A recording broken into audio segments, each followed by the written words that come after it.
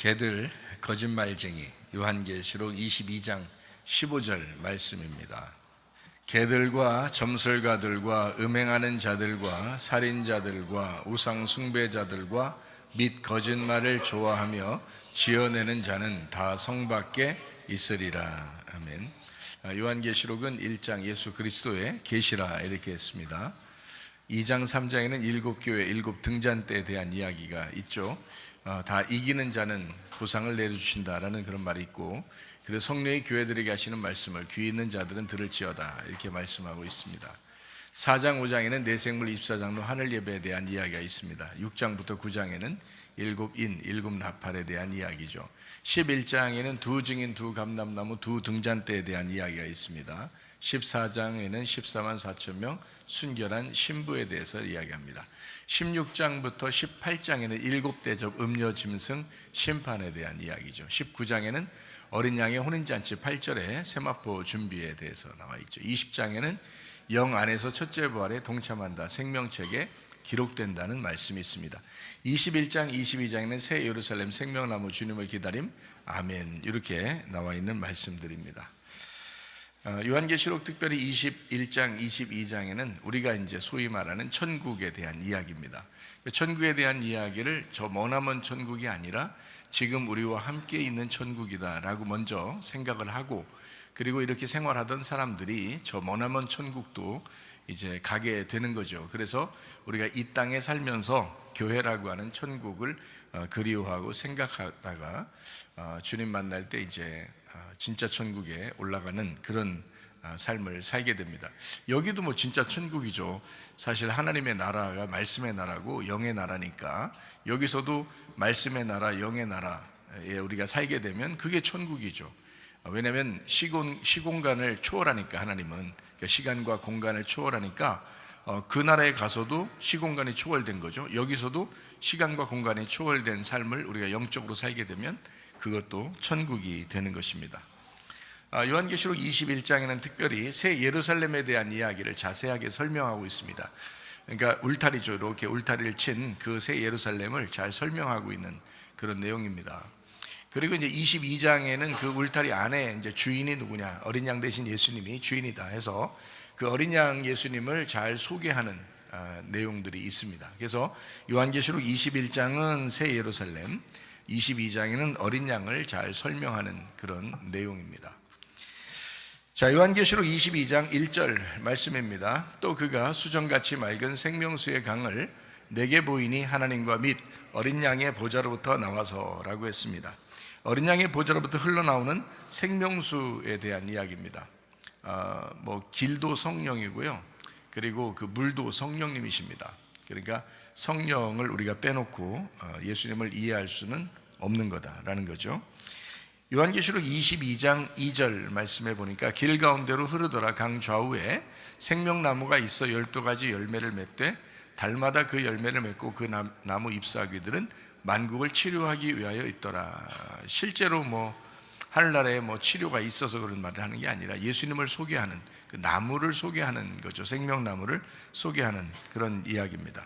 그러니까 하나님의 말씀이 이렇게 있는데 그 말씀을 관통해서 지나가는 그 하나님의 성령의 역사, 그리고 생명나무를 우리에게 소개하는 거죠. 그러니까 성령님도 어린 양 대신 예수님도 바로 어린 양 예수님을 소개하고 있는 거죠. 그러니까 22장에는 모두 다 사실은 예수님에 대한 이야기를 하고 있는 것입니다. 자, 요한계시록 22장 3절 말씀입니다. 다시 저주가 없으며 하나님과 그 어린 양의 보좌가 그 가운데 있으리니 그의 종들이 그를 섬기며 라고 되어 있습니다. 땅의 농사가 이제 해결됐다는 얘기입니다. 원래는 에덴 동산에 우리가 있었는데 그 에덴 동산에서 선악과를 먹고 쫓겨난 사람들이 이제 마음의 농사를 지어가지고 천국을 사모하면서 살아가게 되어 있거든요. 그래서 이 모든 농사하는 건 수고하는 거잖아요. 그래서 수고로이 율법으로 예배드리던 사람들이 예수님이 십자가 못 박혀 돌아가시고 우리를 구원함으로써 은혜 안에 들어온 거죠. 그래서 은혜 안에 돌아오니까 저주가 사라졌다 이 말이에요. 그래서 농사가 사라지고 어린 양 대신 예수님이 우리의 제물이 되셨다, 이런 얘기를 지금 요한계시록 22장 3절은 설명하고 있는 것입니다. 그러니까 예수님을 잘 설명하려고 지금 쓴 것이다라고 생각하고서 성경을 보면 좀 더 이해가 되죠, 그죠? 자, 요한계시록 22장 4절 말씀입니다. 그의 얼굴을 볼 터이요 그의 이름도 그들의 이마에 있다라고 하는 게, 이마라고 하는 게 우리의 한복판, 연합, 한 중심 이렇게 된다겠죠. 그래서 우리의 중심에 이름이 있다는 말은 만군의 여호와의 이름이 언약궤거든요. 그래서 언약궤가 우리의 중심, 마음 한복판에 있다라고 하는 것을 이야기하는 것입니다. 자, 22장 5절 말씀입니다. 다시 밤이 없겠고 등불과 햇빛이 쓸데없으니 이는 주 하나님이 그들에게 비추심이라 그들이 세세토록 왕노릇 하리로다 라고 했습니다. 이것은 이제 성령님 안에서의 그 빛을 의미하는 거죠. 성령님 안에서의 그 빛이 어디에 있는 거냐면, 성막은 원래 창문도 없잖아요. 성막은 이렇게 다 어두컴컴한데 그 어둠 가운데 계신 하나님이라고 할 때 그게 성전이에요. 성막, 성전. 그래서 여기는 창문 같은 게 없어요. 거기는 오직 등불이 빛입니다. 그러니까 이 등불은 한 달란트를 이렇게 다 늘려가지고 만든, 그 하나로 만든, 한 말씀으로 만든 그 빛이에요. 그게 예수님을 의미합니다. 그러니까 예수님의 사랑, 그 사랑으로 한 말씀, 사랑이죠. 사랑으로 만들어진 빛이다, 이렇게 보는 거거든요. 그래서 성막, 성전의 그 어둠에 더 이상 어둠이 없다. 그리고 다른 빛이 필요 없다. 예수 그리스도가 영원한 빛이 되신다. 그러니까 원래는 성막, 성전의 등잔대가 모든 빛의 중심이었는데 예수님 자체가 이제 우리의 빛이 되시니까 이런 모든 빛이 다 쓸데없어졌다, 이런 얘기죠. 그러니까 율법이 다 완성되고 은혜 안에서의 빛이 완성되었다, 이제 이런 이야기죠. 요한계시록 22장 6절 말씀입니다. 로고스 말씀은 신실하고 진리다라고 했습니다. 이것은 변함없이 신실하고 믿을 만한, 그리고 참된, 깨달아져서 알게 돼서 열려서 감춰지지 않은 말씀이 되었다라는 그런 말씀입니다. 자, 요한계시록 22장 7절 말씀입니다. 보라, 내가 속히 오리니 이 두루마리의 예언의 말씀을 지키는 자가 복이 있다. 속히 온다는 말은 지금 온다라고 하는, 지금 온다는 말씀입니다. 그러니까 지금 오신다, 지금도 계속해서 오신다, 그렇게 하는 말씀이거든요. 그리고 그 말씀을 지키는, 지금 지키는 자가 복이 있다라는 그런 말씀입니다. 요한계시록 22장 8절 9절 말씀입니다. 이것들을 보고 들은 자 나 요한이니 내가 듣고 볼 때 이 일을 내게 보이던 천사의 발 앞에 경배하려고 엎드렸더니 그가 내게 말하기를, 나는 너와 네 형제 선지자들과 또 이 두루마리의 말을 지키는 자들과 함께 된 종이니 그리하지 말고 하나님께 경배하라. 그러니까 오직 하나님께만 경배해야 된다. 모든 말씀을 증거하는 자들도, 그리고 천사들이라 할지라도 말씀을 지켜야 하는 종들이다라는 그런 말씀입니다. 요한계시록 22장 10절 말씀입니다. 또 내게 말하되 이 두루마리 예언의 말씀을 임봉하지 마라, 때가 가깝다라고 했습니다. 자, 요한계시록 22장 11절 말씀이죠. 불의를 행하는 자는 그대로 불의를 행하고, 더러운 자는 그대로 더럽고, 의로운 자는 그대로 의를 행하고, 거룩한 자는 그대로 거룩하게 하라라고 하는 것은 불의한 사람, 지금 불의한 사람, 원래부터 불의했던 거다라고 인정하겠다는 거고요. 지금 더러운 사람은 그러면 원래 더러운 사람이다라고 이야기한다는 겁니다. 의롭게 된 사람, 그것은 의롭게 된 걸 얘기해요. 의롭게 된 사람은 그대로 그 의롭게 된 상태에서 의를 행해야 된다라는 얘기고, 거룩하게 된 사람, 그런 사람은 그대로 거룩하게 살면 돼, 이제 이런 말씀입니다. 그러니까 지금 내가 어떠하냐가 중요한 거죠. 지금 내가 의롭고 거룩하려고 하느냐, 그런 삶을 살아가느냐, 이게 중요한 거죠. 그러니까 지금 불의하면 너 지금까지 잘했어도 그거 원래 너 불의한 놈이었어 라는 걸로 인정하겠다는 거거든요. 그러니까 지금 어떠하냐는 거예요. 지금 너의 열매가 어떠하냐. 그러니까 네 열매를 봐가지고 나무를 안다는 거죠. 네가 어떤 나무였길래 이 열매가 나왔느냐 하는 거죠. 그러니까 지금 너는 불의하면 원래 불의한 놈이었고, 네가 지금 더러우면 원래 더러웠던 거야. 네가 의로워졌잖아. 너는 의로워졌잖아. 불의한 사람인데 의로워졌잖아. 그러니까 의롭게 생활해야 돼. 그리고 너는 거룩하게 된 거잖아. 주님 때문에 우리가 거룩하게 된 거잖아요. 우리가 스스로 거룩한 건 아니죠. 거룩하게 된 거잖아. 그러니까 너 거룩하게 생활해야 돼 라고 하는 그런 말씀입니다. 그게 요한계시록 22장 11절 말씀이고요. 요한계시록 22장 12절에 이렇게 이제 얘기하죠. 내가 속히 오리니 내가 줄 상이 내게 있어 각 사람에게 그가 행한 대로 갚아주리라 라고 했습니다. 거기에 있는 상이 어떤 상이냐면 미스도스 상이에요. 그러면 미스도스 상은 어떤 상이라고 했어요? 똑같이 주는 예수님이라는 보상을 주겠다. 그러니까 똑같이 주는 예수님이라는 상을 주겠다. 그 품삯을 똑같이 주겠다. 자, 일찍 온 사람이나 나중 온 사람이나 어느 나라에 살면서 예수님을 믿는 사람이나 다 똑같이 상을 똑같이 주겠다. 누구를? 예수님을 주겠다라는 그런 얘기거든요. 미스토스. 그러면 잘 생각해요. 각 사람에게 그가 행한 대로 갚아준대요.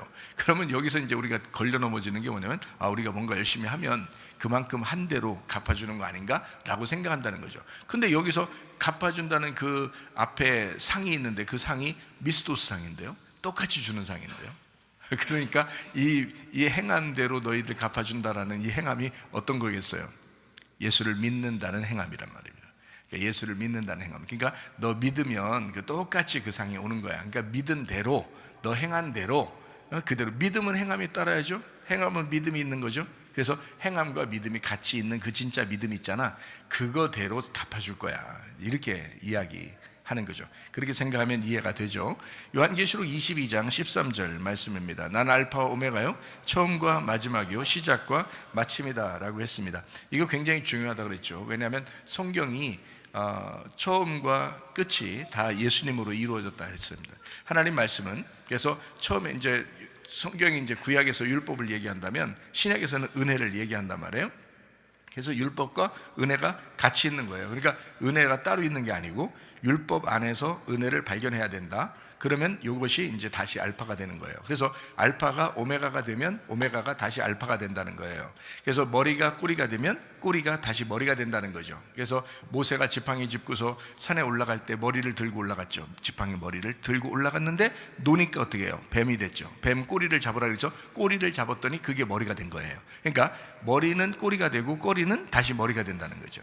이게 무슨 말인지 알겠죠? 알파는 오메가요, 오메가는 다시 알파가 된다는 겁니다. 그래서 머리가 꼴이 되는데 꼬리가 머리예요. 그래서 머리와 꼬리는 같은 거라는 거죠. 그러니까 예수님은 처음에 성경을 쓸 때 성경은 처음과 끝이 다른 것처럼 쓰고 있는 것 같이 보이지만 그렇지 않다는 겁니다. 이 두 개가 같은 거라는 거죠. 같은 건데 먼저 있어야 할 것과 나중에 있어야 할 것을 얘기한다는 거죠. 그래서 모세가 율법을 가져왔죠. 모세를 통해서 율법을 하나님이 전달합니다. 그리고 은혜와 진리는 예수님을 통해서 전달합니다. 그 예수님이 그냥 나왔나요? 모세라는 율법 때문에 나온 거란 말이에요. 그러니까 이것이 없이 율법이 없이 은혜가 나올 수 있느냐? 그럴 수 없다는 겁니다. 그러니까 이것이 있고 그 다음에 은혜와 진리가 있고 그것이 율법을 완성하는 것이다. 이렇게 얘기하는 거죠. 그래서 머리는 꼬리, 꼬리는 다시 머리가 된다. 이렇게 되죠. 그래서 주님은 알파와 오메가가 되신다. 처음과 마지막이 되신다. 시작과 마침이 되신다. 그러니까 우리를 하나님께서 그리스도와 교회를 하나님이 예정하셨다라고 한다면 너희들이 지금 믿음으로 선택을 해야 돼. 그러면 그것이 또 너희에게 은혜가 돼서 예정이 될 거야. 이런 거죠. 그러면 머리가 꼬리 되고 꼬리는 머리가 되죠. 그죠? 그러니까 다 이게 어떻게 되냐? 성경은 요한계시록 22장 13절은 어린 양 되신 예수님을 설명하잖아요. 그래서 어린 양 되신 예수님은 너 때문에 온 거야. 너 때문에 죽으셨지. 그 죽으신 어린 양이 곧 부활하신 주님이셔. 이런 거죠. 그죠? 어린 양은 원래 우리 짐승 같은 우리 때문에 죽으신 거잖아요. 그러니까 어린 양이라는 짐승이 죽었죠. 죽으면서 다시 부활해가지고 어린 양이 주인 되신단 말이죠. 그래서 머리는 꼬리, 꼬리는 다시 머리가 된다. 알파와 오메가, 처음과 마지막, 시작과 마침이 되신다라는 그런 말씀입니다. 그래서 형 동생이 나오는 겁니다. 근데 그 둘이가 나누어진 게 아니라 서로 하나다. 이렇게 이야기하는 거죠. 요한계시록 22장 14절 말씀입니다. 자기 두루마기를 빠는 자들은 복이 있으니 이는 그들이 생명나무에 나아가며 문들을 통하여 성에 들어갈 권세를 받으려 함이로다. 계명을 지키는 자를 얘기합니다. 두루마기를 빤다라고 하는 것은 진짜 옷 빤다 이런 얘기가 아니라 계명을 지킨다라는 것을 이야기한다고 그랬죠. 그래서 그런 사람이 복이 있다라고 하는 거죠. 주님의 계명은 뭐예요? 사실 하나님 사랑, 이웃 사랑, 서로 사랑이죠. 또 항상 기뻐하라, 쉬지 말고 기도하라, 범사에 감사하라. 이게 하나님의 뜻입니다. 자, 이런 것들을 이제 지킨다. 이것을 알고 그냥 머리로 알고 끝내는 게 아니라 지키는 자가 복이 있다라는 거죠. 그래서 이것을 두루마기를 빤다라고 하는 거. 두루마기를 빤다. 자, 두루마기 있었어요. 있는데 그거를 계속 빨아요. 그 말은 뭐예요? 여러분, 우리가 이제 들은 말씀이, 예전에 그 들은 말씀이, 우리가 복음을 들었어요. 그 구원을 받았습니다. 교회에 앉아 있어요. 그럼 그냥 그로 끝난 거예요. 한번 그 옛날 복음 받았으면, 옛날 복음을 들었으면, 그럼 그거로 끝나나요? 교회에 앉아 있으면 이제 다 끝난 거예요, 이제? 그거 아니잖아요. 계속 빤다는 거죠, 그게. 그래서 계속 새롭게 만드는 거죠. 그래서 우물이라고 하는 거를, 물을 푸죠. 그러면 계속 우물을 풀면 어떻게 해요? 또 점점 더 새로운 물이 나오잖아요. 그죠? 그런 것처럼 점점 새로운 물이 우리 속에서 이렇게 넘쳐나야 된다. 넘쳐나네 이렇게. 그래서 넘쳐나야 된다. 계속해서 새로운 것이 넘쳐나는 그런 사람이, 그게 이제 살아있는 거죠. 소생한다, 살아있다, 이런 거죠. 성령이라고 하는 건요, 물로 많이 표현하거든요. 물이라는 것으로 많이 표현하는데, 물이, 죽은 물이 있고 생수가 있습니다. 생수가 성령이에요. 생수라는 것은 살아있는 걸 얘기하잖아요. 물이, 그죠? 그러니까 멈추지 않은 거죠. 자, 살아있는 물을 보면 여러분, 고여있는 물은 죽은 물입니다. 그죠? 고여있는 물은 냄새나고 죽죠. 그런데 흐르는 물은 죽지 않아요. 무슨 말인지 알겠어요? 물이 흐르면 살아있는 거고요. 그래서 살아있는 물, 이렇게 되죠. 그러니까 living water죠. 살아있는 물. 이게 이제 시냇물까지죠. 이런 거 막 흐르잖아요. 그래서 위에서 아래로 흐르면 이게 살아있는 거고요. 가만히 거기서 딱 멈췄어요. 그래서 거기서 이렇게 웅덩이 안에서 딱 멈춰 있다. 그러면 그 안에서 이제 썩는다고요, 물이요. 그러니까 여러분 안에 성령이 멈춰 있으면은, 두루마기를 입었는데 그대로 가만히 있어. 두루마기를 자꾸 빠는 자들이 돼야 된다. 두루마기를 빠는 자. 그래서 이 두루마기를 그냥 입고 있어라, 그럼 끝이야, 이게 아니라 두루마기를 계속 빨아야 된다라고 하는 그런 의미는 살아 있어야 된다는 겁니다. 하나님의 성령이 계속 너를 살리게 하고, 계속 너를 살게, 계속 너를 새롭게 해. 말씀을 계속 새롭게 주시고, 말씀을 계속 새롭게 주셔서 계속 살아있는 물이 있어야 된다는 거예요. 그러니까 이런 생수의 강이 흘러넘치는 교회, 그게 복받은 교회라는 거예요. 이런 생수의 강이 흐르는 그런 가정, 생수의 강이 흐르는 그런 마음, 양심, 그게 살아있는 사람이라는 거예요. 그걸 복받았다, 이렇게 얘기하는 겁니다. 그래서 자기 두루마기를 빠는 자들은 복이 있다, 이렇게 하잖아요. 자기 두루마기를 빠는 자들은 복이 있다. 그들이 생명나무에 나아가며 문들을 통하여 성에 들어갈 권세를 받으려 함이라 라고 했습니다. 그러니까 성 안에 들어가게 되는 거죠. 성 안에 들어가는 거. 그러니까 두루마기를 입는 거, 그리고 두루마기를 빠는 거. 자, 어떤 의미라겠어요? 계명을 지키는 거. 생명나무의 권리를 받게 된다는 거죠. 그래서 계명을 지킨다. 그러니까 가만히 있는 게 아닙니다. 하나님 말씀이 계속 속에서 소생한다, 살아있다, 말씀이 살아있다, 계속 그 말씀 안에 살아가고 있다라는 그런 의미입니다. 자, 어떤 옷이라고 했어요? 성경에 옷이 많이 있어요. 무화과 나무 잎으로 옷도 입었고요, 그죠? 가죽 옷도 주셨고요, 그죠? 그랬더니 주님께서 이제 신약에서는 어떤 옷을 우리가 이제 어린 양의 혼인잔치에 신부의 옷을 입죠. 그런데 그 신부의 옷을 어떻게 표현하냐면 이렇게 표현해요. 빛나고 깨끗한 세마포시다, 이렇게 표현합니다. 그리고 이것을 갖다가 에베소서에서는 전신갑주라고 이렇게 표현하고, 로마서에서는 빛의 갑옷이라고 표현합니다. 그러면 이것이 똑같은 건데요, 어린 양의 혼인잔치에 있는 그 신부의 옷하고 전신갑주라는 거하고 빛의 갑옷하고 똑같아요. 이것은 같은 겁니다. 근데 역할이 달라요. 빛의 갑옷이라고 할 때는 어둠과 싸우라고 있는 거고요, 영적 전쟁을 위해서는 너희가 전신갑주를 입어서 전투 태세를 가지고 있어야 된다는 걸 의미하고요, 어린 양의 혼인잔치에 입는 신부의 옷이라고 하는 건 아주 가늘가늘하고 신랑을 의지하고 살아갈 수밖에 없는 그런 신부의 옷을 입고 있어라라는, 그래서 신랑만 의지해라라는 그런 이야기를 하는 거거든요.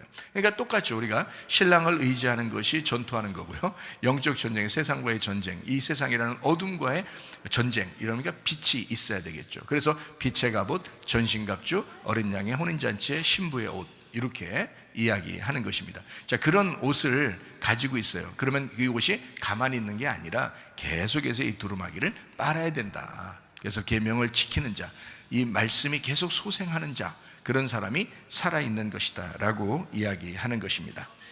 자, 이런 사람들은 어떻게 생명나무의 권리를 갖게 되고요, 그리고 성 안에 들어간다라고 했으니까, 자, 요한계시록 22장 15절의 말씀에 우리가 성 밖에 있는 사람에 대한 이야기가 나와요. 자, 이제 우리가 요한계시록 22장 15절을 몇 번에 걸쳐서 우리가 이야기를 하고 있는데요, 성 밖에 있는 사람들을 얘기하는 겁니다. 자, 어떤 사람이냐? 개들과 점술가들과 음행하는 자들과 살인자들과 우상 숭배자들과 및 거짓말을 좋아하며 지어내는 자는 다 성 밖에 있으리라 라고 되어 있습니다. 자, 여기에 보니까 이게 이제 어떤 사람이 나오죠? 먼저 어떤 사람이에요?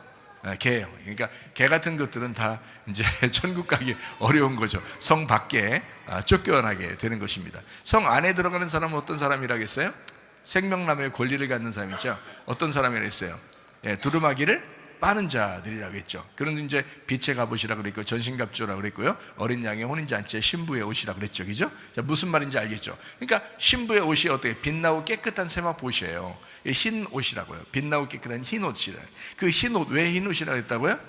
다른 게 섞이지 않았다. 다른 색깔이 섞이지 않았다. 그래서 흰 옷이에요. 흰 옷이라고 하는 건 다른 게 섞이지 않았으니까 다른 게 섞이지 않은 말씀을 얘기하는 거죠. 그러니까 진리의 말씀이라 얘기한다. 그래서 저는 이거를 진리의 말씀이라고 얘기했다, 이렇게 말하는 거죠.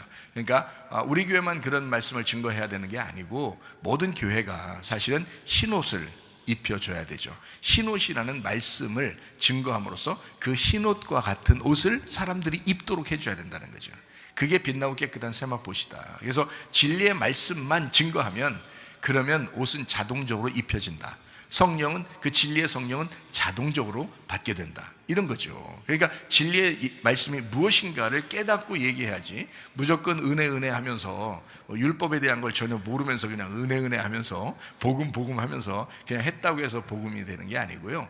율법을 정확하게 알고 울타리를 정확하게 치고 그 안에, 그 질서 안에서 복음을 깨닫는, 그 질서 안에서, 그 울타리 안에서 기쁨을 갖는 그런 말씀, 그 복음이라고 그렇게 말하는 거죠. 그래서 복음을 깨달아 진리의 말씀을 증거하고 진리의 말씀을 들으면 된다. 다른 거 우리에게 하나님이 요구하는 게 아니잖아요. 뭐 어떻게 옷을 빨아요? 솔직히 말해서 어떻게 두루마기 옷을 어떻게 빨겠어요, 여러분? 빨으려면 어떻게 빨겠어요, 여러분? 막 옷 예배 드리다가 막 이렇게 쳐요, 막 어떻게 뭐 이렇게 좀 치고 막 이렇게 해야 되겠어요? 어떻게 빨았으면 좋겠어요? 말씀을 듣는 겁니다. 말씀을 들음으로 이 귀에서 성령이 교회들에게 하신 말씀을 귀 있는 자들이 들으면서 옷이 빨아지는 거예요. 그게 옷을 빠는 거라고. 무슨 행동을 통해서 옷이 빨겠어요? 무슨 행동을 통해서? 그게 말씀을 듣는 그 믿음입니다. 그 믿음으로 옷을 빠는 거예요. 무슨 말인지 아시겠죠? 그래서 진리의 말씀을 계속 듣는 거, 이거밖에 우리가 사실은 영적인 부분에서 천국에 갈 수 있는 그 믿음 안에서의 그 방법은 그거밖에 없다는 거죠. 다른 방법이 뭐가 있겠어요? 어떤 행함으로 우리가 천국 간다고 여러분이 말할 수 있겠습니까? 행함으로 갈 수 없다 그랬는데 성경은 믿음으로, 그죠? 은혜로 간다 이렇게 돼 있는데 우리가 자랑하지 못하게 하려 함이라 그랬거든요. 그러니까 너희가 은혜로 인하여 믿음으로 말미암아 구원을 얻었나니, 이렇게 되죠. 그러니까 믿음과 구원을 강조하는데 이게 어떤 거예요? 어떤 믿음이 와야 돼? 거짓 믿음이 아니라 진리의 말씀의 믿음. 이것이 오게 되면 이게 다 하는 거예요. 이게 빛의 갑옷도 입혀주는 거고, 이게 전신갑주를 입혀주는 거고, 이게 신부의 옷을 입혀주는 거고, 이게 두루마기를 빠는 거예요. 그러니까 하나님 말씀, 진리의 말씀을 들었다 그러면 그게 땡인 거야. 그거로 다 마치는 거예요. 그건 우리가 뭐 할 수 있는 게 있어요. 그거지. 그러니까 주님도 야, 너 예수 믿었지? 내가 너 때문에 얼마나 힘들고 고통스럽게 죽었는지 너 알아? 너 한번 깨달아 봐야 돼. 너 이 땅에 살면서 지지리도 고통 한번 받으면서 너 한번 열심히 한번 해봐라. 그냥 죽도록 한번 해봐라. 그냥 이렇게 한다면 얼마나 힘들겠어요. 주님이 우리를 위해서 죽으셨다고 해놓고 막 그냥 그 값을 다 받으려고 하면 우리가 얼마나 힘들게 천국 가겠어. 생각을 해보세요. 그렇게 천국 가는 게 아니거든요. 은혜로 가는 거거든요. 믿음으로 가는 거거든요. 그게 너무 미안하고 감사해서 우리가 이 땅에서 충성하는 거예요. 생각을 해보시라고요. 그렇죠? 그러니까 열심히 하라고 해서 열심히 하려고 하는 게 아니고 너무 사랑스러워서 미안해서 그래서 주를 위해 충성하려고 하는 거예요. 죽도록 충성하라니까 진짜 막 죽도록 막 그런 말이 아니에요. 그 죽으란 얘기 그냥 죽어라 그 말이에요. 왜냐면 네가 살아있으면 네가 왕이잖아. 네가 하나님이고 네가 사탄이잖아. 그러니까 그럼 그 사람은 천국 못 가. 마귀와 그 종들을 위해서 예비된 그 지옥에 갈 수밖에 없단 말이에요. 그러니까 야, 너 죽어야 돼. 음녀의 모습에서 죽어야 돼. 그러면 신부 되잖아. 짐승이 죽어야 돼. 그럼 어린 양 되는 거고, 그죠? 그러니까 너 죽어야 돼. 너라는 너라는 신이 죽으면 그러면 예수님 하나님의 아들이 되는 거야, 너가. 그래서 하나님의 아들들이 돼서 우리가 하나님의 원래 아들은 예수님이고 우리는 이제 양자들 된 거죠. 아들들이 된 거죠. 그래서 은혜로 아들들이 돼서 천국 가는 거지. 하늘나라는 하나님의 아들들만 천국 갑니다. 아무도 못 가요. 하나님의 아들이 돼야 천국 가는 거예요. 하나님의 아들이 천국이니까. 이해가 되셔요? 예, 그러니까 어쩔 수 없어요. 믿음입니다. 하나님 말씀을. 근데 뭘 들을 거냐예요. 어떤 믿음을 가질 거냐예요. 진리의 말씀을 들으면 그게 믿음이라는 거예요. 그걸 받아들이면 그게 믿음이라는 거예요. 그게 두루마기를 빠는 거고 생명나무의 권리를 갖는 거고 성 안에 들어가는 힘이 생긴다 이 말이죠. 자, 성 밖에 있는 사람들은 어떤 사람? 개들, 점술가, 음행하는 자, 살인자, 우상숭배자, 거짓말 좋아하며 지어내는 자 다 성 밖에 있다 이렇게 됐습니다. 그러니까 이런 사람 되면 안 되겠죠. 그래서 개들, 점술가, 음행하는 자, 살인자, 우상숭배자들, 거짓말하는 자 이거 다 뭐냐면 똑같은 놈들이에요. 개가 이런 놈들이라 이 말이에요. 개가 이런 놈들. 그러니까 진짜 뻥뻥 이게 짖는 그런 개를 얘기하겠냐고요. 요즘에는 뭐 애완견을 넘어서 반려견인데 다 그런데 그걸 갖다가 막 멍멍 하는 게 그런 걸 진짜 써놨겠냐고 성경에다. 그런 말 아니라고요. 이거는 사람을 얘기하는 겁니다. 개 같은 사람 그걸 얘기하는 거예요. 개만 또 못한 사람 이런 얘기도 들어봤죠. 개만 또 못한 사람 이런 얘기도 들어봤잖아요. 그래요. 그 개들이 있다고요. 그게 그 개들이라고 해서 다 막 이렇게 막 진짜 막 짖고 다니고 이런 사람만 또 개만 또 못한 사람이 이렇게 하는 게 아니라 여기서 얘기하는 22장 15절에 이야기하는 이 사람들을 얘기하는 겁니다. 개들. 자, 개는 어떤 특징을 갖고 있다고요? 개는요, 여기서 개라고 하는 건요 퀴온이라는 단어입니다. 퀴온이라는 단어가 여러분 어디서 똑같이 사용된다고요? 프로스키네오라는 단어에서 똑같이 쓴다고요. 그래서 앞을 향해서 개가 이렇게 주인을 향하여 이렇게 바라보고 있고 그 헐떡헐떡하면서 주인이 손 이렇게 내밀으면 그 손 이렇게 핥으면서 그냥 그대로 주인만 바라보고 있는 그 모습이 프로스키네오, 예배라는 단어예요. 예배. 그러니까 거기에 퀴온이 있어요. 그게 개가 하는 그 행동을 얘기하는 거거든요. 그게 그러면 자, 개 같은 사람이 될 거냐 아니면 개 같은 사람이 회개해서 예배자가 될 거냐 이거예요. 그러니까 진정한 예배자가 될 수도 있는 거고요. 아니면 개 같은 사람으로서 그냥 진짜 그냥 개로 살아갈 거냐. 자, 어떻게 살아갈 거냐 요거예요. 자, 그러니까 똑같은 단어를 썼지만 개라고 하는 것은 진리를 무시하는 사람을 얘기하는 겁니다. 진리를 무시하는 자, 그러니까 거짓에 사로잡혀 사는 자죠. 그러니까 진리를 무시하는 자, 음행하는 자, 이방 죄인, 반복적인 죄를 짓는 자, 토한 것을 그대로 먹는 그런 반복적인 죄를 짓는 사람, 이런 사람들을 이제 개라고 표현하는 겁니다. 자, 여러분은 어떻습니까? 여러분은 어때요? 반복적인 죄를 안 하려고 하죠. 그래도 하긴 하는데 안 하려고 자꾸 하죠. 하면은 막 기분 좀 그렇죠. 그래서 회개하고 싶고 막 그렇죠. 그래요. 회개하면 어제까지의 모든 죄를 하나님은 다 이제 씻어주시고 이미 다 씻어줬어요. 앞으로 지을 죄도 다 씻어주셨거든요, 하나님이. 근데 우리 양심에 그게 이제 너무 걸리는 거예요. 내가 예수님을 믿는다고 하면서 자꾸 왜 이렇게 내가 이렇게 개같이 자꾸 이렇게 반복해서 죄를 지치라고 마음의 양심에 꺼림이 온다고요. 이럴 때 내가 진짜 예수를 믿는 건가? 내가 진짜 예수 믿는다면 내가 이렇게 할 수 있을까? 이거를 생각하게 되죠. 당연히 그게 이제 회개한 사람들의 태도거든요. 그게 진짜 예수 믿는 사람들의 태도라고요. 그래서 다시는 그렇게 안 하려고 하는 모습이 있잖아요. 그래서 제가 여러분 우리 교회에 나오는 사람들은 이런 사람들만 나와라 라고 했어요. 어떤 사람만 나오라고 했어요? 회개한 사람 아니면 회개하려고 하는 사람이 나와라 이랬죠. 그게 진짜 난 어떻게 그렇게 지혜로운 말을 했는지 모르겠어요. 아니, 어떻게 이렇게 지혜로운 얘기만 골라서 했는지 모르겠어. 그게 진짜거든요. 아니 뭐 죄인도 와도 돼요. 죄인도 와도 되고 뭐 아주 못되게 행동한 사람도 와도 돼요. 문제는 와도 되는데 오긴 오는데 회개하려고 하면 된다는 거야. 문제는 오늘 당장 이게 막 안 하려고 했는데 또 내일 또 할 수도 있죠. 근데 그 사람은 또 회개하려고 하잖아.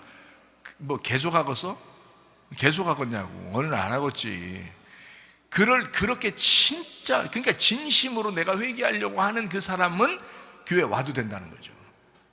아니면 진짜 회개를 완전히 싹 해버렸든지 한 번에 그러면 이제 예수님 정말 예수님 너무 사랑스럽고 미안해서 주를 위해서 막 살려고 이렇게 하는 그런 사람이 있죠. 그 회개한 사람이에요. 그 사람들은 회개한 사람이니까 교회 나오셔서 예배 드리는 것이 하나님 앞에 성립되는 거고요.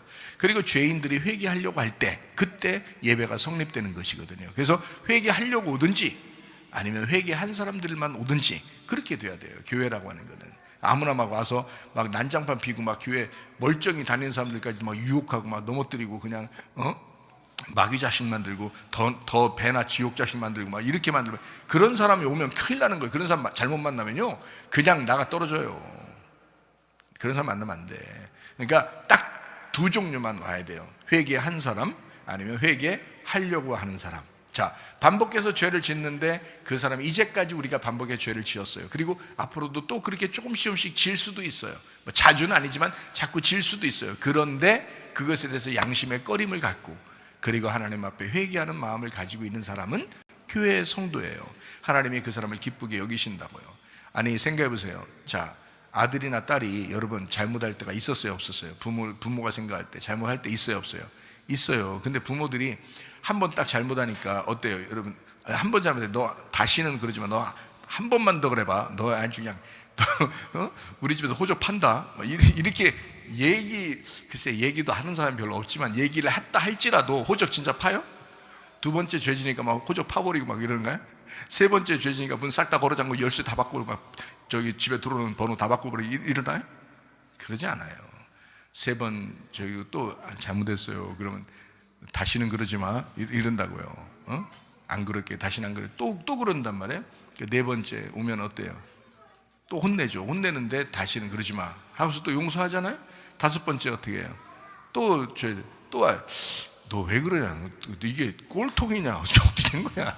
이러면서 또 얘기를 해요. 그러면서도 어떻게 해? 다시 용서해줘요. 다시는 그러지 마.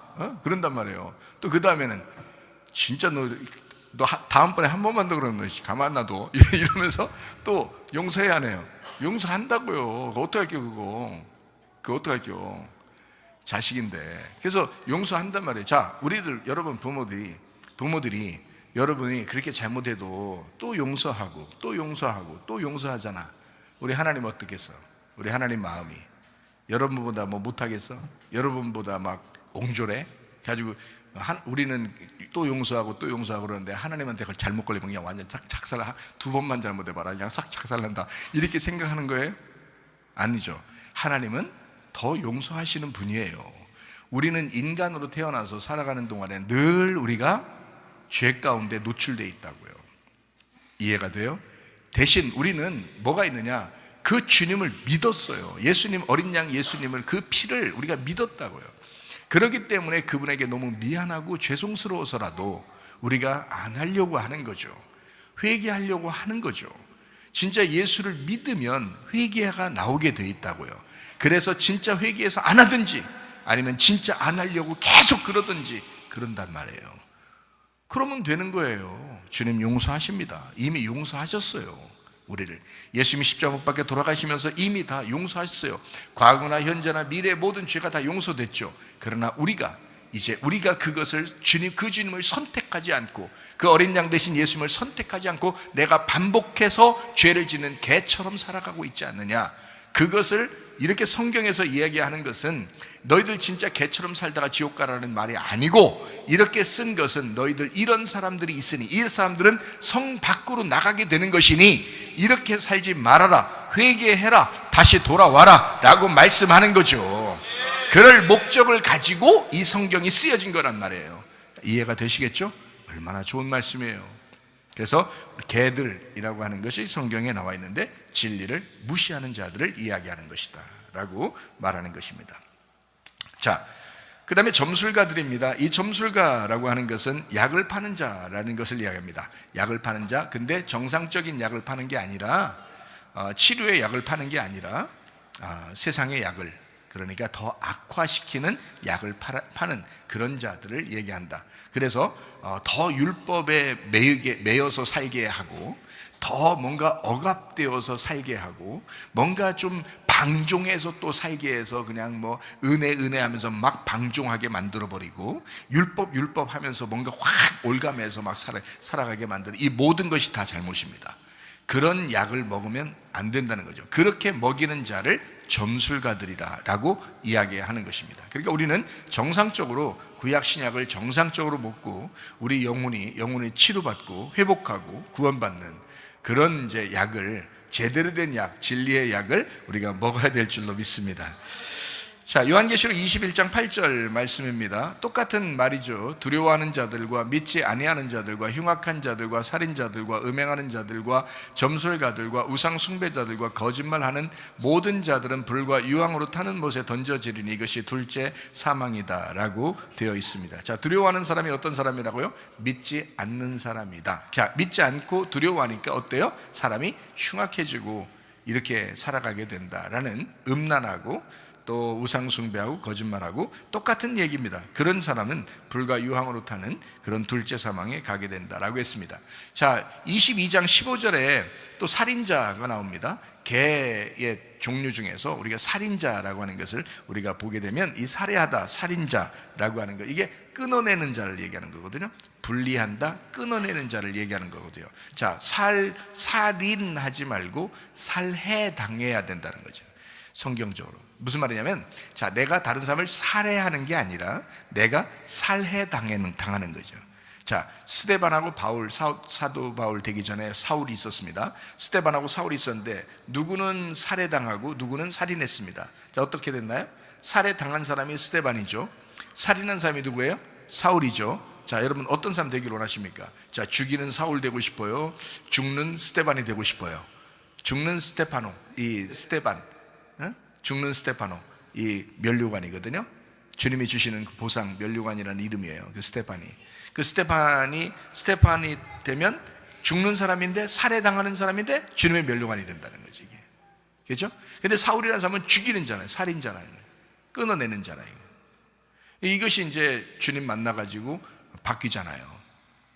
그래서 회심을 한다고요. 그러기 전에 몰랐으니까 그런 거예요. 자기가 몰랐다. 하나님을 몰랐다. 예수를 제대로 몰랐다. 자기는 율법의 박사였는데, 그 법의 박사였고 거기 율법의 그 철학의 박사였는데, 그 헬라 시대에 아주 놀라운 지식을 가진 사도 바울, 그 사울이었던 사람인데요, 이 사람이 주님 만나니까 자기가 아무것도 모르는 사람이었구나라는 것을 깨달았어요. 그래서 살인자가 변하여 그 사람이 나중에는 어떻게? 순교당하는 사람이 되었다. 살해당하는 사람이 되었다. 예수님도 살해당했죠. 네, 살해당했죠. 그죠? 다른 사람을 죽이지 않았습니다. 그러니까 살인자라고 하는 것은 다른 사람에게 약 먹여서 죽이는 것과 똑같은 거고요. 그게 음행하는 자입니다. 그러니까요, 음행하는 자, 살인자라고 거기 나와 있는 것들이요. 음행하는 것은 뭐예요? 음행하는 건요, 하나님과 비교해서 다른 것을 선택하는 것을 음행한다 그랬죠. 그죠? 그래서 이 세상의 모든 것들이 다 우리의 음행하는 대상입니다.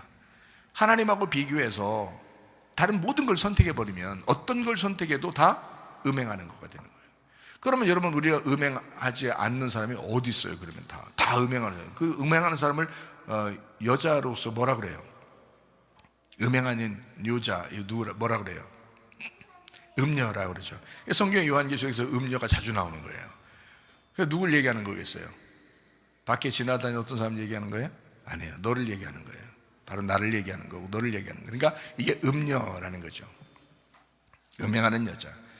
이 세상에는 우리가 태어나서 죽을 때까지 사실은 음행할 수밖에 없는 생활에 노출돼서 생활하고 있다고요.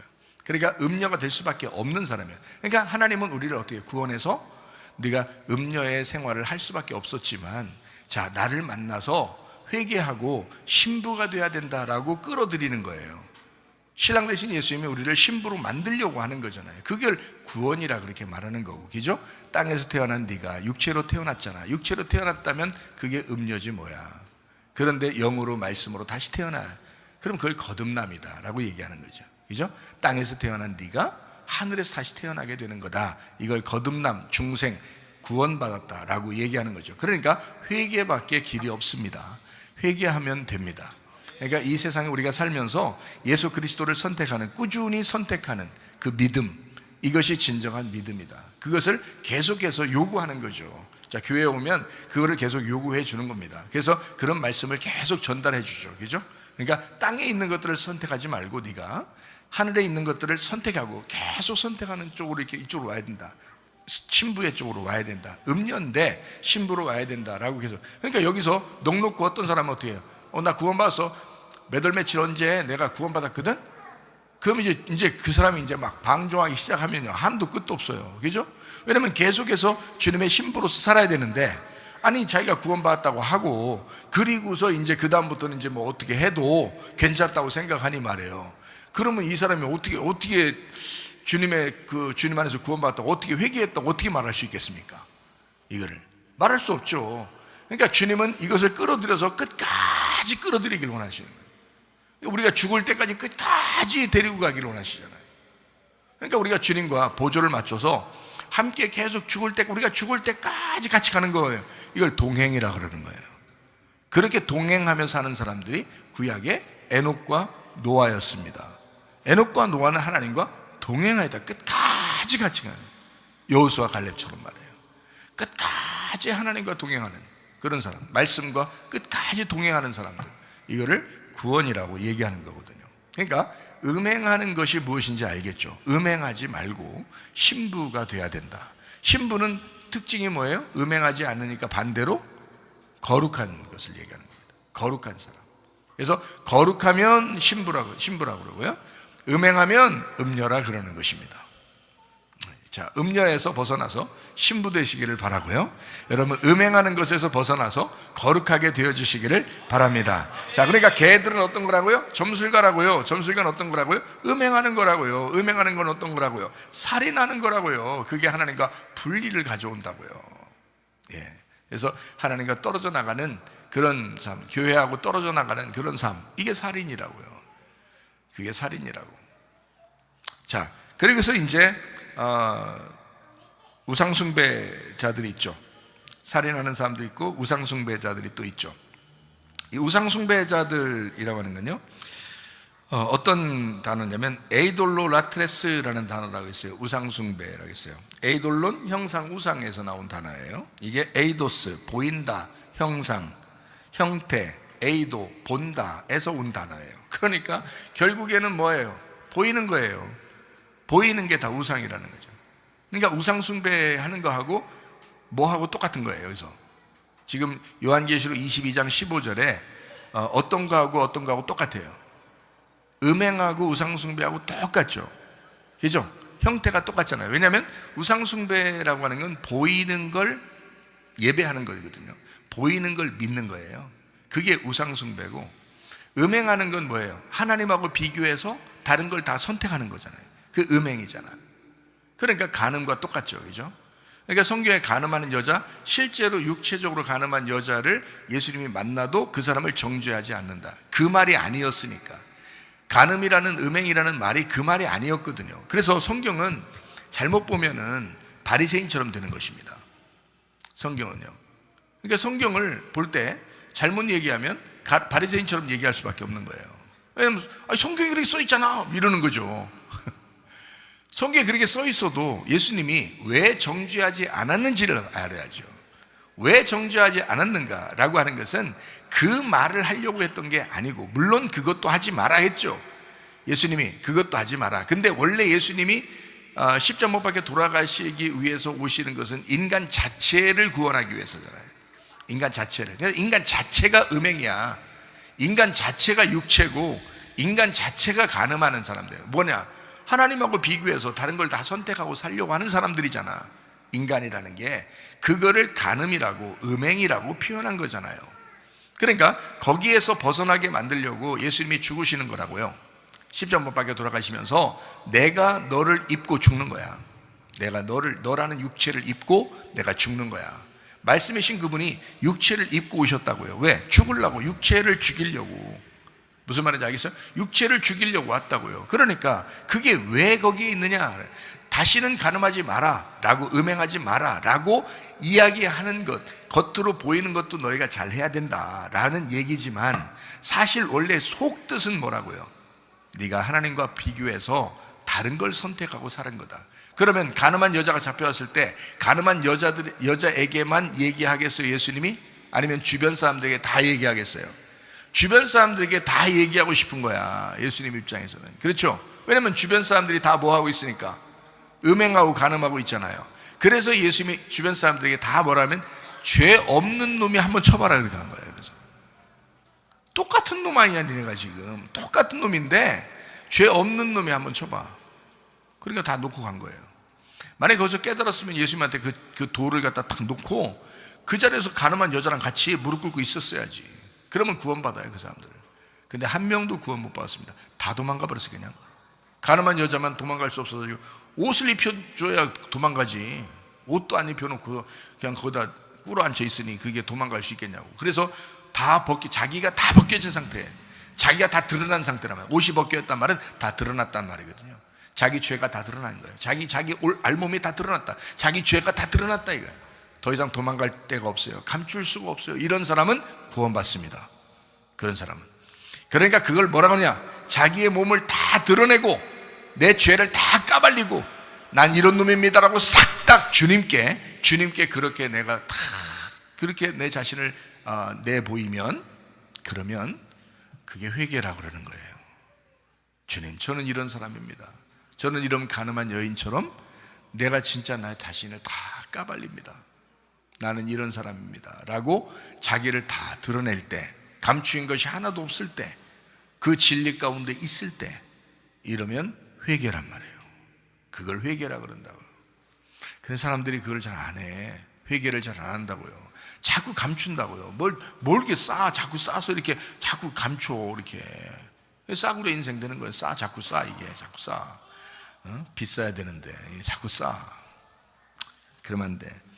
자, 그리고 우상숭배자, 음행하는 자, 이거 다 보이는 것을 향해서 따라가는 자들이다. 이런 사람들은 이제 지옥에 가게 된다. 성 밖에 나가게 되고, 그리고 불과 유황에 타는 곳에 들어가게 된다. 요한계시록 21장 8절 말씀입니다. 그러나 두려워하는 자들과 믿지 아니하는 자들과 흉악한 자들과 살인자들과 음행하는 자들과 점술가들과 우상 숭배자들과 거짓말하는 모든 자들은 불과 유황으로 타는 곳에 던져, 이것이 둘째 사망이다.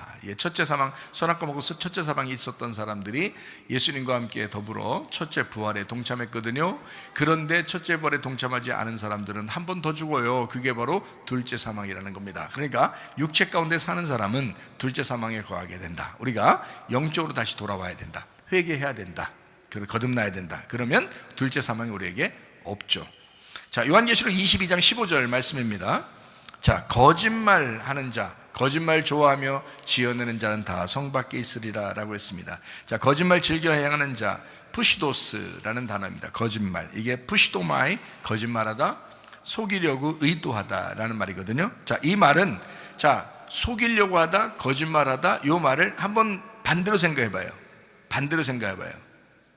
어떤 말이에요? 그러니까 거짓말하다, 속이려고 하다, 이게 반대로 한번 딱 생각하면 진리를 모른다는 얘기예요. 진리를 모른다. 그러니까 나 거짓말한 적 없는데요? 그게 거짓말이야. 그게 거짓말이라는 성경의 의미는 진리를 모르면 그게 거짓말이라고 그러는 거야. 거짓말 살살 치고 돌아다녀서 거짓말쟁이라고 하는 게 아니고, 거짓말쟁이라는 것은 진리를 모르는 자, 진리를 모르고 얘기하는 자를, 그거를 거짓말쟁이라고 그러는 거예요. 그러니까 성경에, 자, 예수님은 참된 선지자죠, 그죠? 근데 거짓 선지자들이 있었죠. 그 거짓 선지자들은 왜 거짓 선지자들이라고 그래요? 진리라는 예수님을 몰랐기 때문에 그렇습니다. 하나님의 말씀을 제대로 깨닫지 못하고 말하고 있기 때문에 그런 거예요.